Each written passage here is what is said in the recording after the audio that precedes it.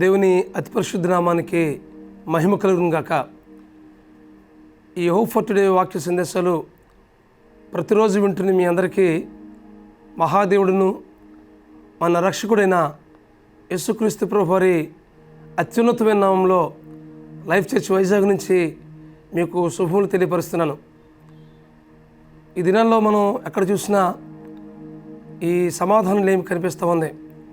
హృదయాల్లో ఏదో ఒక వేతన, ఏదో ఒక కృంగుబాటు, ఏదో ఒక ప్రతికూలమైన పరిస్థితి వారి జీవితంలో ఉన్న స్థితిని బట్టి సమాధానం లేని పరిస్థితి కనిపిస్తుంది. హృదయంలో చాలా గలిబిలి, చాలా ప్రతికూలమైనటువంటి పరిస్థితులు ఈ దినాల్లో కనిపిస్తూ ఉంది. అంత మాత్రమే కాదు కానీ ఆయా శ్రమలు మానసికంగా, శారీరకంగా చాలా కృంగుదలకు గురి చేస్తూ ఉంది. మరి ఇలాంటి పరిస్థితుల నుంచి ఎలాగ నేను బయటికి రావాలి, ఇలాంటి పరిస్థితుల్లో నాకు మనశ్శాంతి ఎక్కడ దొరుకుతుంది, ఈ శ్రమలన్నింటి నుంచి నేను అలాగే విడిపించబడాలి అని మీరు ఆలోచిస్తున్నారా? అయితే ఈరోజు దేవుడిస్తున్న వాగ్దానం ఏంటంటే, యోహాను సువార్త 16వ అధ్యాయం 33వ వచనం చదువుకుందాం. నా యందు మీకు సమాధానము కలిగినట్లు ఈ మాటలు మీతో చెప్పుచున్నాను. లోకములో మీకు శ్రమ కలుగును, ఆయనను ధైర్యం తెచ్చుకునుడి, నేను లోకమును జయించున్నాను ఆయనను.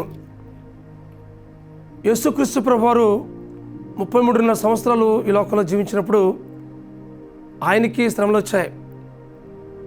నా యందు మీకు సమాధానం కలిగినట్లు ఈ మాటలు మీతో చెప్పుచున్నాను. లోకంలో మీకు శ్రమ కలుగును, ఆయనను ధైర్యం తెచ్చుకునుడి, నేను లోకమును జయించున్నాను అంటున్నాడు. యేసుక్రీస్తు ప్రభువారు ఒక మాట ఇస్తున్నారు, ధైర్యం తెచ్చుకునుడి అని. ధైర్యం ఎక్కడి నుంచి వస్తుంది అని అంటే, యేసుక్రీస్తు ప్రభువారి వద్ద మాత్రమే మనం ధైర్యం పొందుకోగలం. ఎందుకంటే ఆయన సమాధానకర్తకు అధిపతి. కాబట్టి మీకు సమాధానం లేదా? ఏమైనా శ్రమకు లోనవుతున్నారా? ఆ శ్రమ నుంచి నీకు విడిపించే నాథుడు యేసుక్రీస్తు ప్రభువారు. ఎందుకంటే ఆయన ఈ 33.5 సంవత్సరాలు ఈ లోకంలో జీవించినప్పుడు ఎన్నో శోధనలు, ఎన్నో శ్రమలు, ఎన్నో ఇరుకులు, ఎన్నో ఇబ్బందులు ఆయన జీవితంలో ఎదురయ్యాయి. అలాంటి సమయంలో యేసుక్రీస్తు ప్రభువారు వాటన్నిటిని జయించారు. నేను లోకంను జయించున్నాను, మీరు లోకాన్ని జయించండి అని అంటున్నాడు. మరి ఈ వాక్యం ఉంటుంది మీ జీవితాల్లో ఏ శ్రమకు లోనవుతున్నారు? ఏ అసమాధానం మీ జీవితంలో ఉంది? ఏ కృంగుదలకు మీరు లోనవుతున్నారు? ఆర్థిక విషయాలా, అనారోగ్య పరిస్థితులా, అప్పుల బాధతో బాధపడుతున్నారా? లేకుంటే భవిష్యత్తులో నా పిల్లల పరిస్థితి ఏంటి అని ఆలోచిస్తూ కృంగిపోతున్నారా? అయితే మన భారం అంతా కూడా ప్రభువు దగ్గర మనం వేస్తే ఇదేనా దేవుడు వాగ్దానం చేస్తున్నాడు, ధైర్యం తెచ్చుకున్నాడు. నేను ధైర్యపరిచే దేవుడు ఉన్నాడు, నేను బలపరిచే దేవుడు ఉన్నాడు. నీ సమస్య నుంచి, నీ ప్రతికూలత నుంచి, నీ అసమాధానం నుంచి విడిపించి నీకు గొప్ప శాంతిని, సమాధానాన్ని ఇచ్చే దేవుడు ఉన్నాడు అనే విషయాన్ని ఇద్దనాన్ని మీకు జ్ఞాపకం చేస్తున్నాను. ఇశ్రాయేలు ప్రజలు ఐగుప్తు దాసత్వం నుంచి విడిపించిన తర్వాత కనాను దేశంలోకి ప్రవేశించినప్పుడు ఎన్నో యుద్ధాలు జరిగించారు.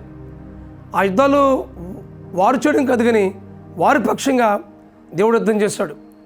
అలా చేసి గొప్ప జయమిచ్చి ఇశ్రాయేలు ప్రజలకు ఏ వాగ్దాన దేశం అయితే ఇస్తున్నాడో ఆ వాగ్దాన దేశాన్ని వారికి బహుమానంగా ఇచ్చాడు. ఈ మాటలు ఎందుకోసం చెప్తున్నానంటే, వారు కూడా ఎన్నోసార్లు సమాధానం లేమితో బాధపడ్డారు. వారు కూడా శ్రమల గుండా ప్రయాణం చేశారు. అయితే దేవుని మీద ఎప్పుడైతే వారు ఆధారపడ్డారో, ఏ కార్యం చేసినా దేవుని మీద ఆనుకుని వారు క్రియ జరిగించారో, వారి తరపున దేవుడు యుద్ధం చేసి వారి పక్షంగా జయమిచ్చాడు. మీ తరపున యుద్ధం చేసే దేవుడు ఉన్నాడనే విషయాన్ని ఏదైనా మీకు జ్ఞాపకం చేస్తా ఉన్నాను. అది ఎలాంటి సమస్య అయినా, అది ఎలాంటి శోధనైనా, అది ఎలాంటి ప్రతికూలత అయినా వాటన్నిటినీ ప్రభువుకు అప్పగించినట్లయితే మీ తరపున యుద్ధం చేసి మీకు జయమిచ్చే దేవుడు ఉన్నాడనే విషయాన్ని మీకు జ్ఞాపకం చేస్తా ఉన్నాను. ఈ మాటలు ఉంటుంది మీ జీవితాల్లో. ఈ వాక్యాన్ని బట్టి మనం ప్రోత్సహించబడదాం. ధైర్యం తెచ్చుకుని దేవుని వాక్యం మాట్లాడుతుంది. నా యందు మీకు సమాధానం కలిగినట్లు ఈ మాటలు మీతో చెప్తున్నాను.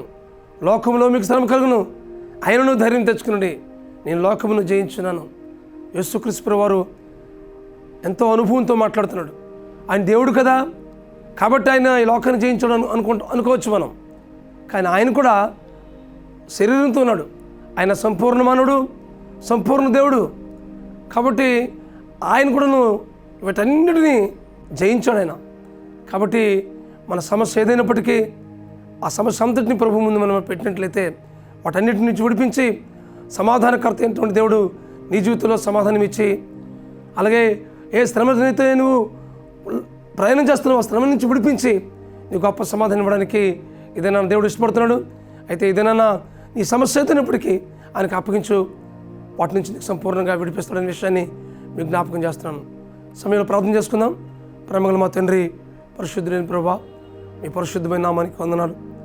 ఇదిగో ప్రభా, సమాధానం లేమితో బాధపడుతున్నా మా ప్రియులని మీ సన్నిధికి తీసుకొస్తున్నాం ప్రభా. శ్రమలు లోయలు గుండా ప్రయాణం చేస్తున్న మా ప్రియులని మీ సన్నిధికి తీసుకొస్తున్నాం ప్రభా. వారి సమస్యల నుంచి, వారి శోధనల నుంచి విడిపించి వారి జీవితంలో గొప్ప ధైర్యాన్ని నింపండి ప్రభా. ధైర్యపరిచే దేవుడు ఇవే ప్రభా. ఇదిగో ప్రభా, వారి పక్షంగా మీరు గొప్ప కార్యాలు జరిగించి మీరు ప్రార్థిస్తున్నాను మా తండ్రి. మీకు స్తోత్రాలు.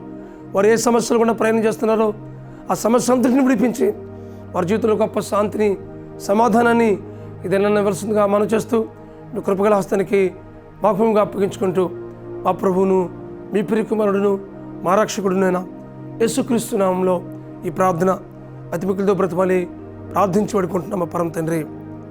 ఆమేన్, ఆమేన్, ఆమేన్. మీ సమాధానం లేమి నుంచి, మీ శ్రమ నుంచి దేవుడు గొప్ప విడిపించి మీ జీవితంలో గొప్ప జయమిచ్చును గాక.